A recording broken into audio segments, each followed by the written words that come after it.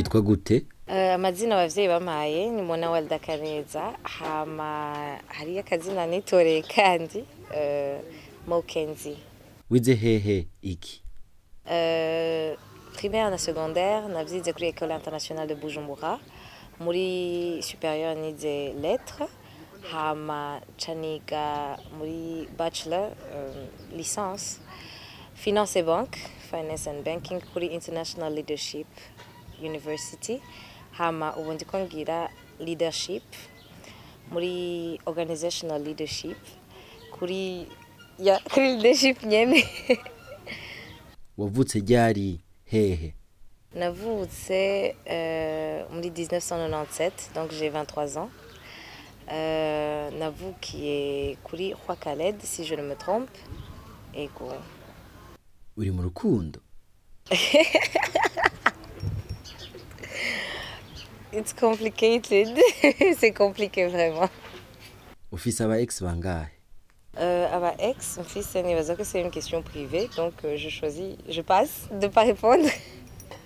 Baraguheba canke ntibubaheba? Ibimaze gushika kenshi narabahevye, mugabo baramaze kumpeba bose akatari gake. Uramaze kudraga? Oya, namwe ndadraga. Upfana iki na B-Face? B-Face n'umugenzi wanje cyane, yamfashije ku ndirimbo yanshaka arangirira intro.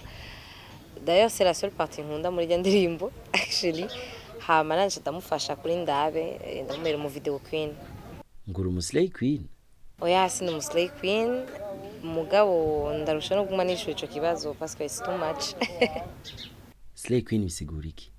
Iyo benshi bazi c'est que c'est plus une personne abayeho abeshejweho n'amahera y'abandi bantu. Voilà, adakora, elle ne fait rien de sa vie et akabeshwaho n'amahera y'abantu. Yeah. Indoto yawe bisazi? Ndashaka kugira amahera amwe na jewe ntazoharura, genre azo ari kuri compte nazi naje gitigiro hamwe je dépense sans même compter kigugwa ngahe. Ça c'est mon rêve. Ubona hehe nko mu myaka 10? Ndashaka kuba nkiri mu Burundi, umugabo nshobora kuja everywhere I want on this world. Le truc c'est que ndashaka kuba mfise empire iwanje.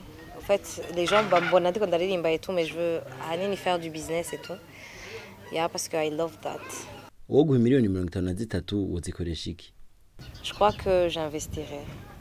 Ndazishira mu kintu mu ma projet nsanzwe c'est kuri list nshaka gukora. Yego. Tubwira ico wibukira kuri Mwezi Gisabo. Ikintu ndamwibukirako nukuntu babanje kumubura d'abord abazungu bakiza, bakamubura complètement. Agashobora kubarepousser, mais bon après vyaravuye vyanka baca basinya traité de Kiganda. Mais bon ahanini nivyo nibuka nize muri histoire. Nirihe kosa wakoze ucicutsa? Nta gafe hatari ndagira novuga ngo je regrette. Wapi vraiment non. Ushaka ubugeni bwawe buzoba bumeze gute? Ubugeni bwanje nibwo nenda buba parce que sindi sûr nzobugira. Ndafise aussi ama plan kutabugira. Arondera amahera gusa parce que mbona ibintu by'aba mariage by'ubigoye. Burinze buba ndifuza ko bubera ino, mugabo sinifuza ko haza umuntu wese yumvise umenga arashaka kuza ibyo bintu biranja mu mutwe cyane. Même quand c'est la famille, mais c'est une famille que tu connais pas et tout le monde va venir et tout non. Parce que nshaka abantu bazofungure neza, banywe ko bashaka et kugira ibintu nk'ivyo bikunde il faut que ufise un nombre précis d'invités. Donc c'est plus ça. Umuhungu yotuma umutwe ameze gute? Physiquement déjà, c'est pas une question de physique. Parce que ndamaze gukunda abahungu benshi batari mon genre. Ugasanga carrément bambariye mona c'est quoi le parfait pour toi? Ugasanga c'est pas du tout ça. Nga c'est plus umuntu atanga care, umuntu atanga attention. Umuntu anyitayeho vraiment, umu lover vyatari. Uyo rero vraiment muvyifashijwe neza nkaguha umwanya nkakumviriza, ça peut passer. Barça ou Real?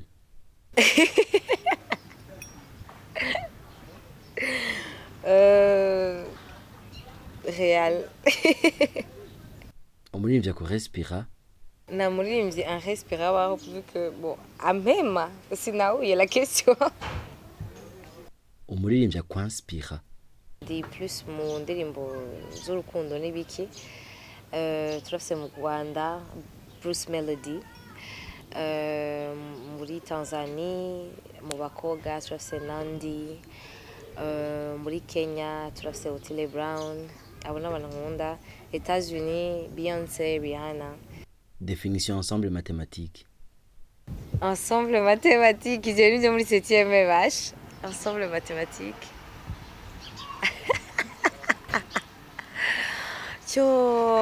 Uretse ko ari abantu bayibuka. Ensemble mathématique, let me try. C'est un ensemble dans lequel est défini. Non, je passe. Je passe. Ibaza ikibazo wishure. Je sais pas, moi. I don't know. Ok, Mona, quelle boisson ukunda kunywa cyane rwose?